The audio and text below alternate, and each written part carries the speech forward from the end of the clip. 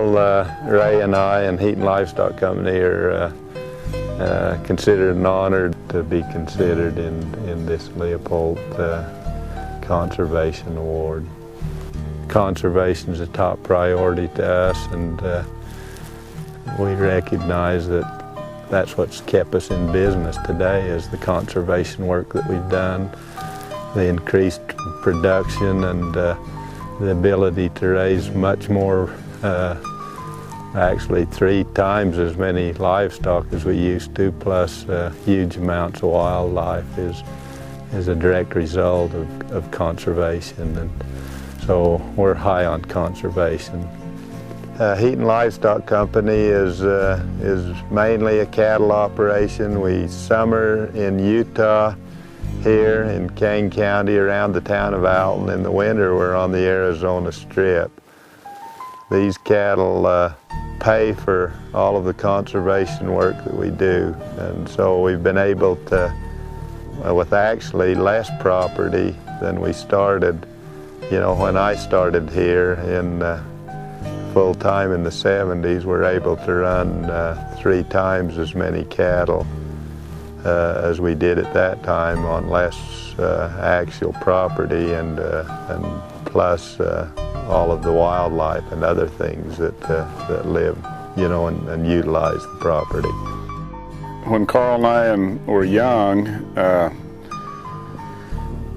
we used to irrigate about probably 40 acres or less of alfalfa mainly, and then over the years, as technology improved and stuff, we've kind of followed suit. We now irrigate about 120 acres of alfalfa and irrigate some grain, and we've went to wheel lines, and then we've gone to pivots, which makes it a lot easier. The NRCS has helped us with this pivot here. It's done very good. It helps production, and we can produce lots more hay. We have a feedlot, and we produce a lot of hay for the feedlot now, and of course we still have to buy a little hay, but we produce much more than we used to, but it's made a lot of difference. Over the years we've done different types of planting, and we've gone to a no-till the last few years, and we have chemogators that work on the pivots, so it helps. You don't have to run over the land so many times, but fertilizes through the water system. But the no-till has proved out to be good for us, we feel. Saves a lot in tilling the ground. We just run over it with the drill, and it does a good job for us. This is our yard where we wean our calves and background them, and try to put some value on them. We like to do our own calves because they grow well, and it gives an opportunity to market our feed that we grow at the farm, and then we can sell these in uniform lots from here. So this project here is mainly for wildlife and sage grouse. We just took a dozer and scalped the ground, planting back the type of vegetation that sage grouse and deer would like, things like alfalfa and clover, small burnet, things that encourage an insect population that maybe the sage grouse would stay in this migration route longer. And so this is on a sage grouse migration route, and also a valuable deer habitat. And so that's the really emphasis here. You can see the small food plots surrounded by the cover, which makes an ideal wildlife environment. This is part of the sage grouse migration route too, and of course this big bench runs back through here, but it's a lot of old decadent sagebrush. And so this is where we did a flew-on spike, and you can see some of the dead sage here from that spike treatment. It's really interesting. That really made the bitter brush come back. Of course, this is also the prime mule deer habitat. There's a lot of bitter brush here. It really did great. You can also see on her border is summer homes. Summer homes are next to us all over, and they'd like to make summer homes here, but we're maintaining open spaces. This is an agriculture ranch, and that's what we like to keep it.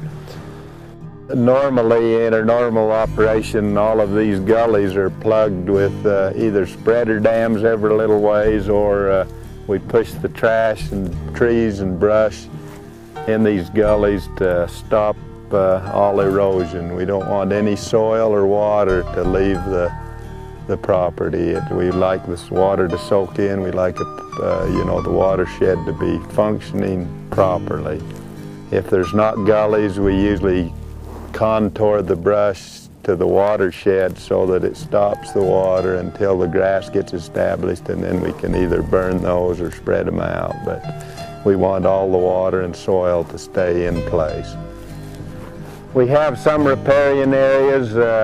We do not fence them normally, but we do manage the areas so that you have short duration grazing, and they're healing very rapidly. Each year they heal up very good, and so we're really happy with the riparian help that is being generated. The Heaton Ranch manages for trophy mule deer habitat, and they have a separate company that they offer outfitting for trophy mule deer hunts. On the ranch, they harvest between 5 and 10 trophy mule deer every year off the ranch to clients who are willing to wait up to 2 years to have an opportunity to hunt the ranch.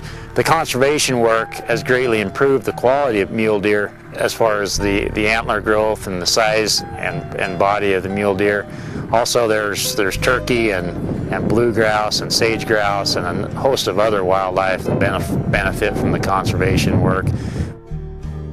To me, the true farmer and the true rancher are the true environmentalists. They really love the land, and they do all that they can to help the land produce, and as it does produce, it'll kind of take care of us if we take good care of it. When I was a kid, my father, of course we had sheep, mostly sheep then, and he always packed an axe with him as we herded sheep, and he'd always cut off limbs of the conifers and have me drag them into head cuts and stuff like that to stop erosion. And also he had an old Army surplus small dozer that he'd push over trees and put them in washes and stuff. And he had me following along with a can of grass seed, scattered grass seed, and basically that's been my life. Everywhere I go, I pick seed and